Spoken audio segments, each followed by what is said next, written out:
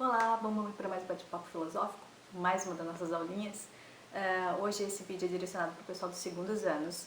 A gente vai falar um pouquinho mais sobre Descartes. Na verdade, a gente vai concluir, vai fazer o fechamento de aspectos que a gente já vinha, desse filósofo, a respeito da filosofia dele, que a gente já vinha trabalhando em sala de aula. E hoje, para concluir, a gente vai falar a respeito da importância do conceito e da figura de Deus dentro do pensamento e para a teoria cartesiana. Vamos lá?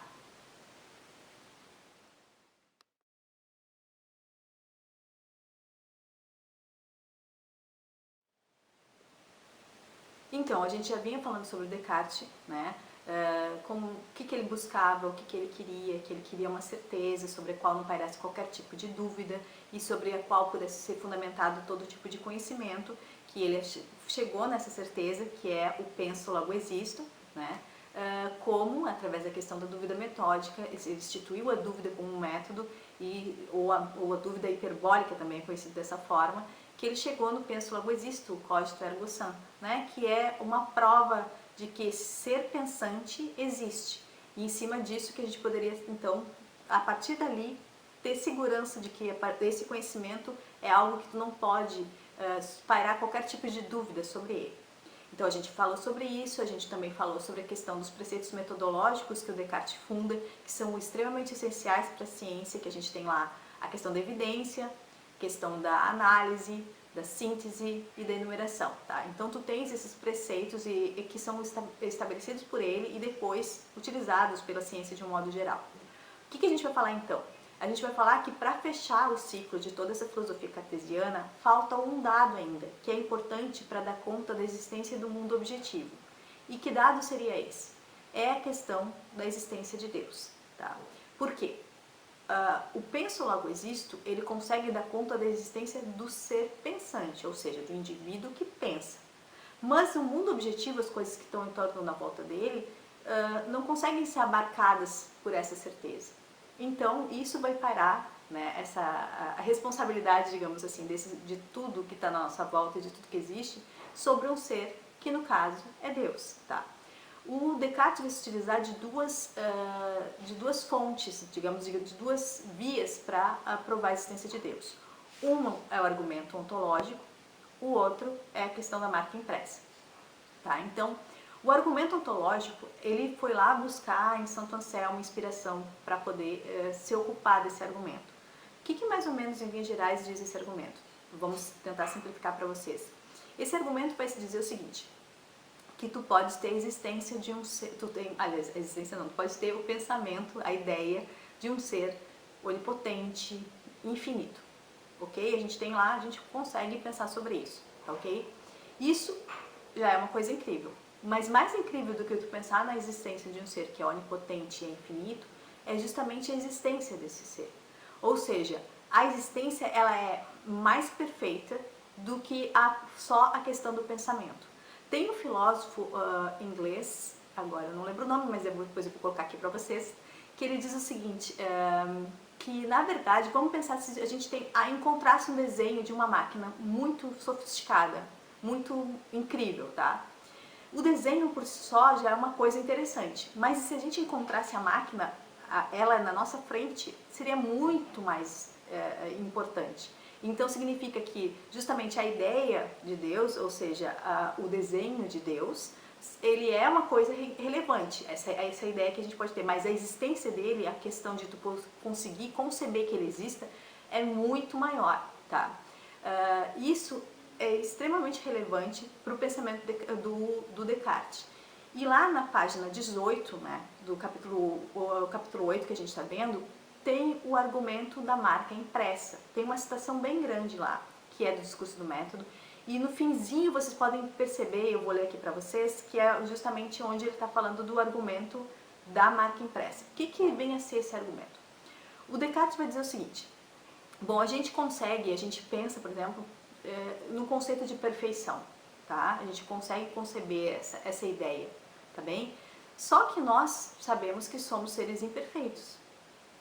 Então essa ideia necessariamente tem que ter vindo de um ser que consiga contemplar esse conceito de perfeição. Então, se não está em nós, tem que estar no ser perfeito. Esse ser perfeito é quem? É Deus. Tu tá de brincadeira, né, Dani? Toda vez que eu venho gravar, tu aparece? Ai, meu Deus. Apareceu, então deixa eu mostrar ele pra vocês. Porque no vídeo anterior que eu gravei, ele começou a mear também, né? Tá, agora vai.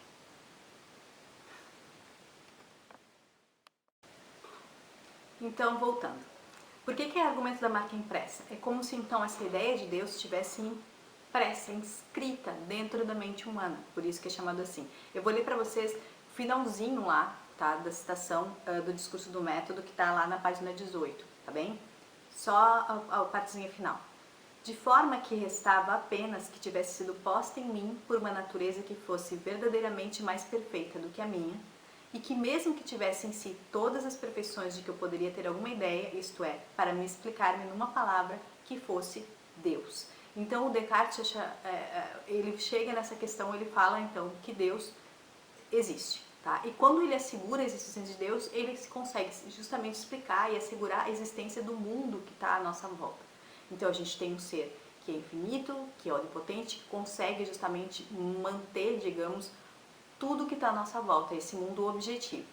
A certeza que é dada para a nossa existência pessoal e individual é eu penso o cogito, né? Eu penso logo existo, e a certeza que o Descartes chega para garantir e explicar a existência do mundo externo é a figura de Deus.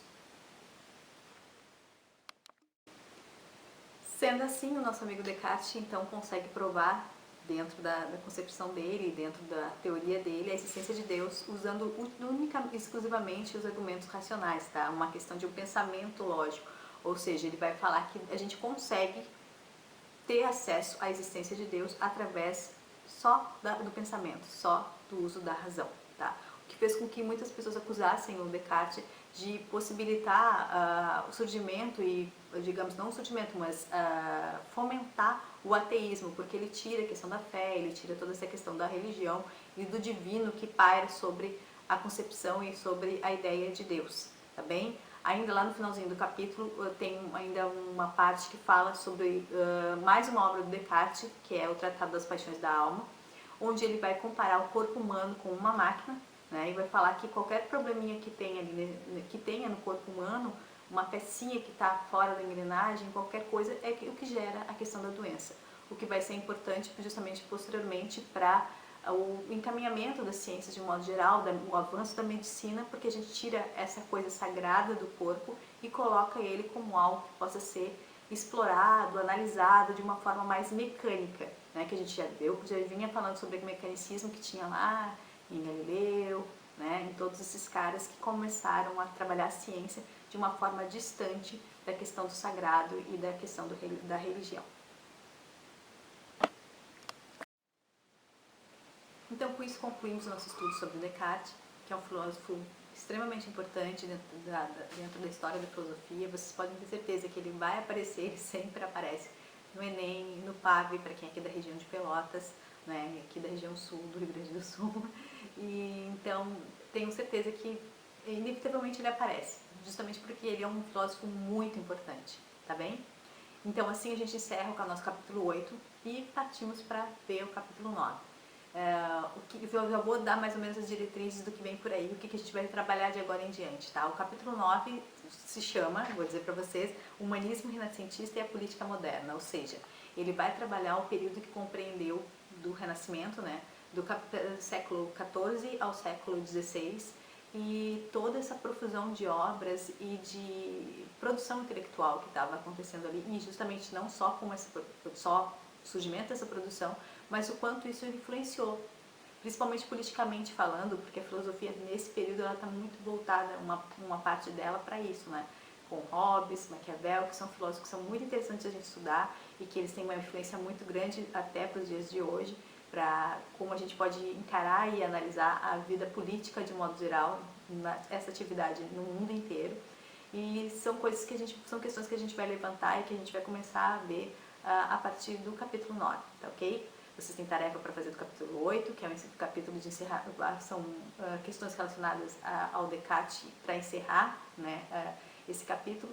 E agora, então, depois começaremos no próximo videozinho, na próxima videoaula, a gente vai falar sobre, começar a falar sobre essa questão do Renascimento e como é que estava a filosofia dentro nesse momento, como é que estava, quais eram as influências, qual era o pensamento que estava surgindo ali, como é que isso moldou justamente todo o movimento intelectual e cultural, por que não dizer, se bem que a gente sabe que a gente não vai partir para ver a questão de artes, produções artísticas, porque isso é uma outra seara, não me pertence, mas a gente sabe que foi um momento de muita profusão, né?